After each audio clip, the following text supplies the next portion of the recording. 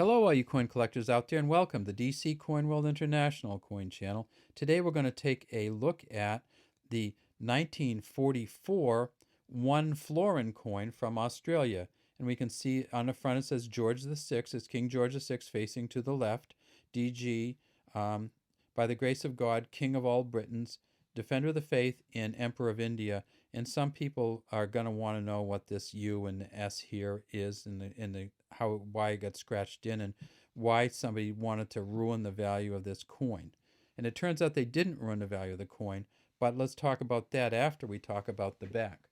Now, as you know, the new 50-cent coins, or newer 50-cent coins from Australia, are dodecagonal, and they have a similar Stuart Devlin design on the back with an emu and a kangaroo. And this is where it came from, the One Florin coin. So we see it's FLO separated by the top of the crown, RIN.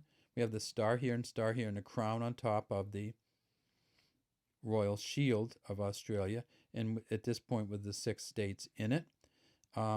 This is where it gets a little funky. There's an S here right between the 9 and the 4 of 1944. This coin was actually minted in San Francisco. It's 92.5% silver. It was minted in the hopes that World War II was ending and that we could reestablish the Australian economy, which was decimated by World War II, both from the war and from blockades and from sending so many troops abroad to help fight World War II. So it's a 1944 S San Francisco mint. It's worth about $6.04 today, just in silver value alone.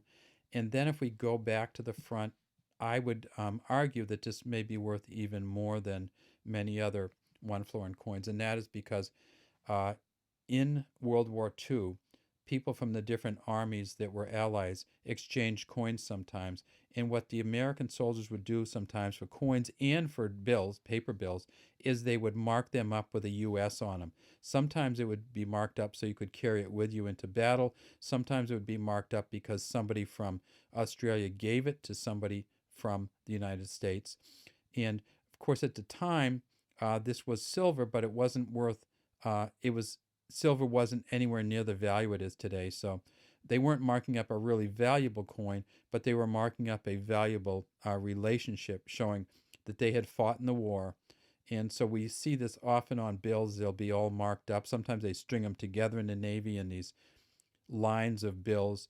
And then in the coins, we see sometimes that they would carve in either Australia or the United States in them. So it's very likely that this 1944 got exchanged in some way by GIs of some form or fighting men of one army or another. And so some collectors love to get these war-related coins.